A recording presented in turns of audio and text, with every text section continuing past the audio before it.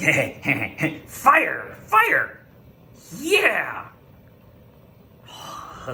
Cool. Welcome to Dirt, Sweat, and Gears, where every day you don't get scammed is a good day. We're sitting down today because it has been a long and emotional day. As you can see behind me, I am sitting in front of a new window. Check this out.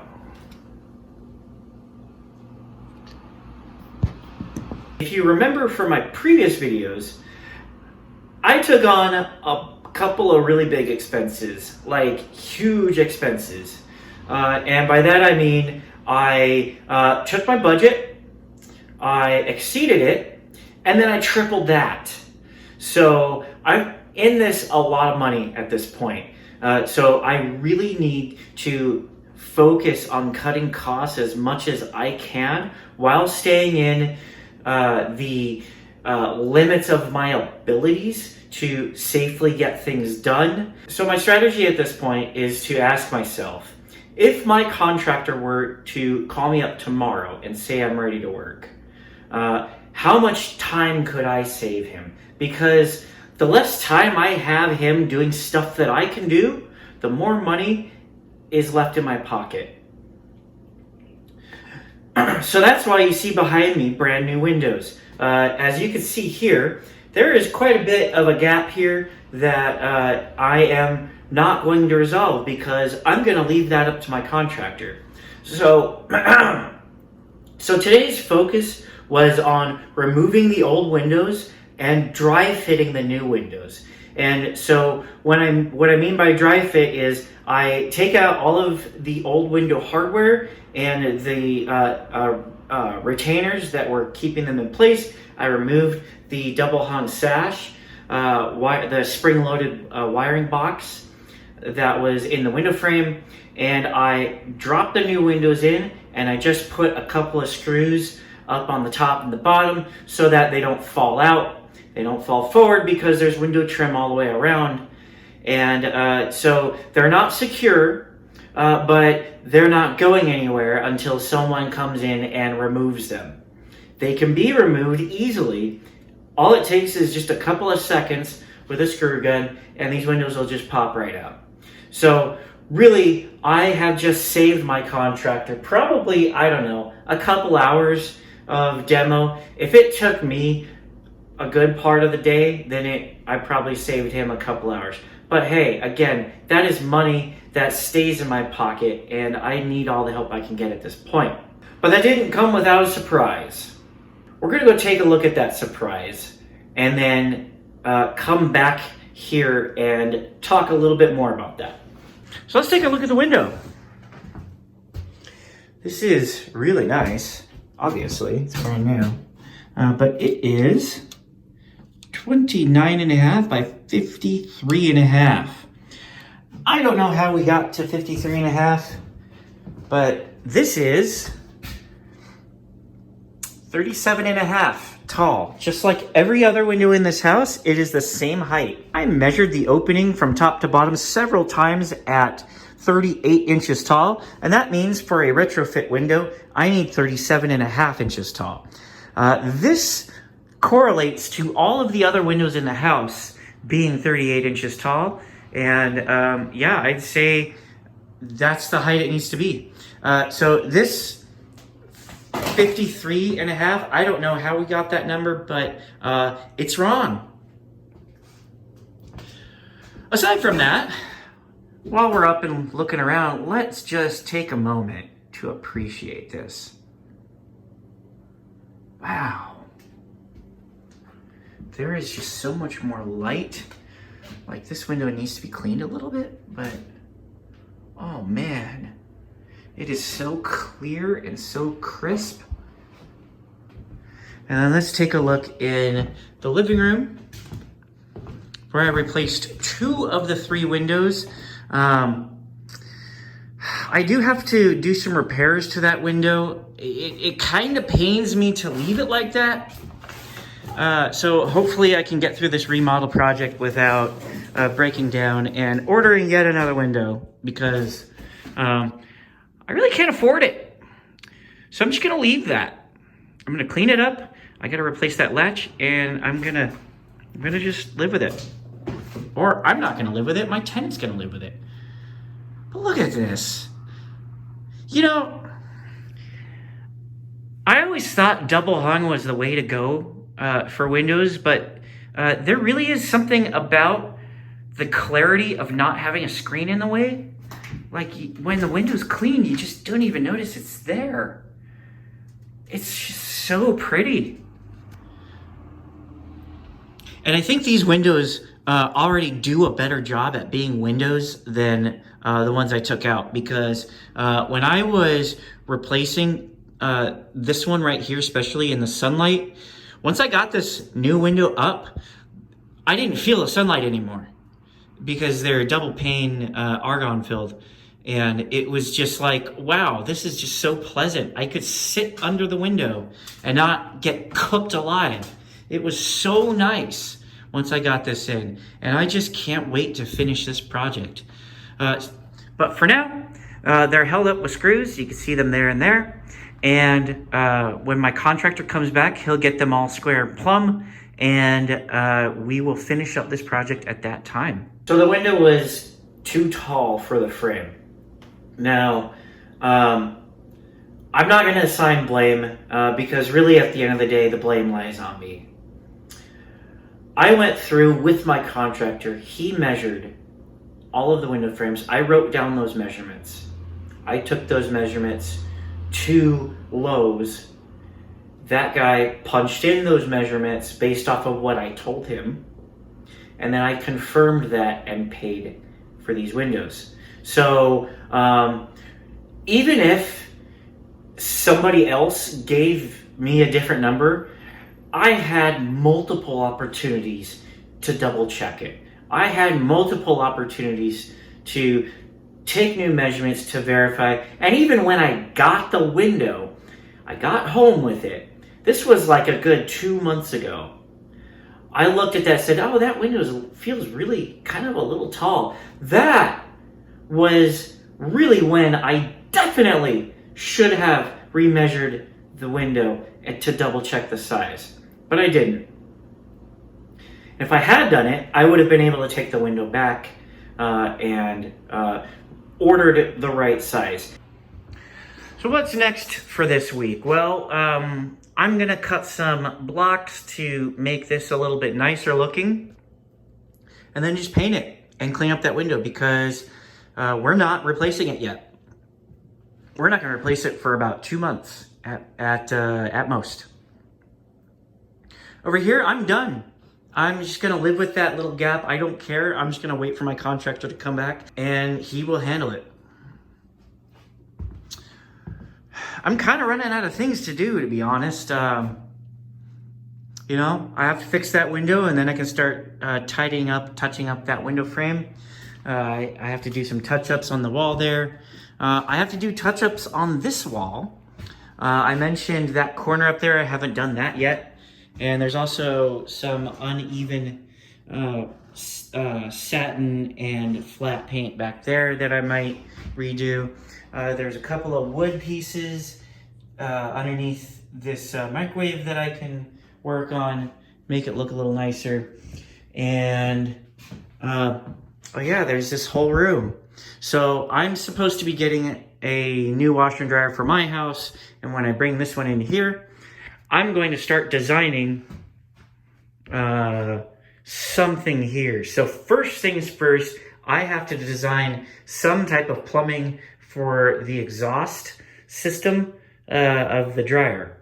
So I think I'm not gonna go, in my other house, I have just a vent that just goes straight down underneath the house. It's really lame and pretty sure it's not up to code and I just don't like it. I wanna do something smarter.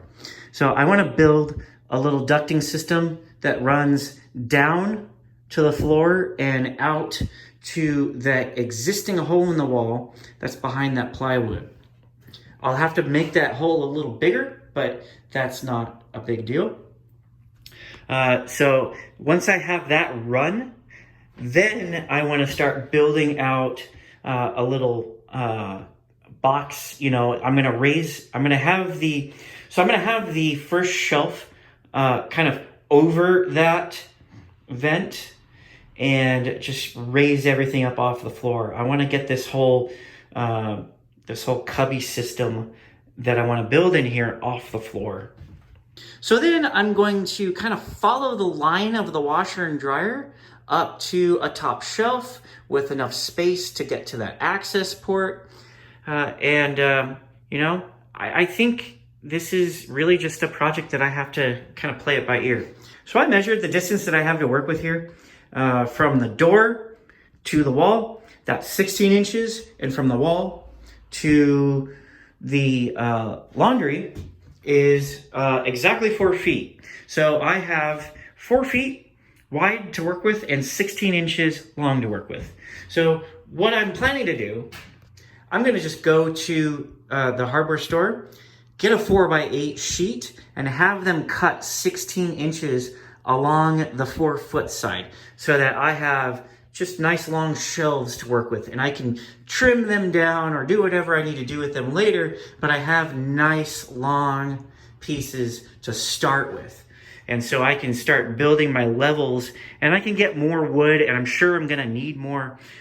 So I can trim up those pieces and start to really just kind of lay things out. And I think it's just gonna go organically. I'm just gonna build it how I kind of feel like it.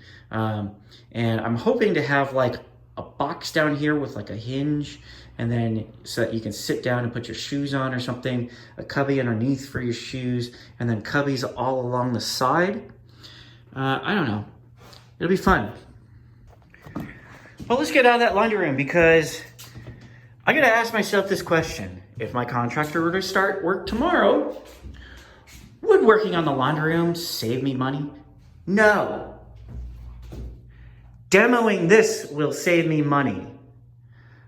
I need to sack up and get on this. There's really no other option. This needs to be the next thing that I do. Oh, I don't want to do it.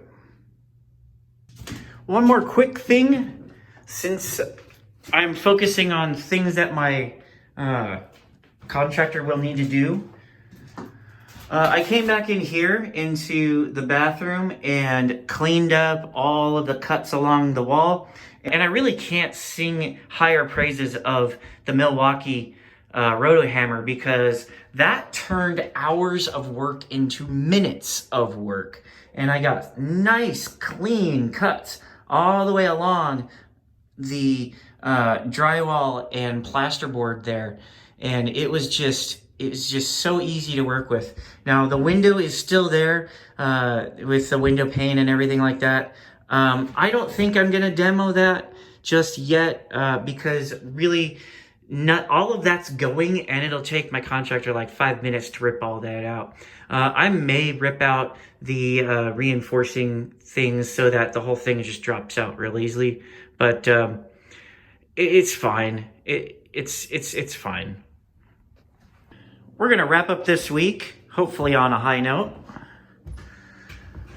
There's my washer and dryer from my main house. They have been moved over here. I am going to unstack them so that I can eventually restack them when I install them in that room.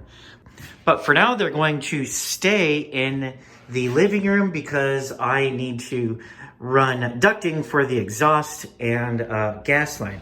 I'm thinking with this gas line, I'm just going to branch off of it right here, run it, brace it to the wall just like it is over here, and then run the valve close-ish. Actually, I want to run the valve just off to the left of the washer and dryer so that I can shut the valve off if there's any problems. By the way, how stupid is this? It runs up, loops around, back down. Why not just trim the pipe and rethread it and have it go straight across?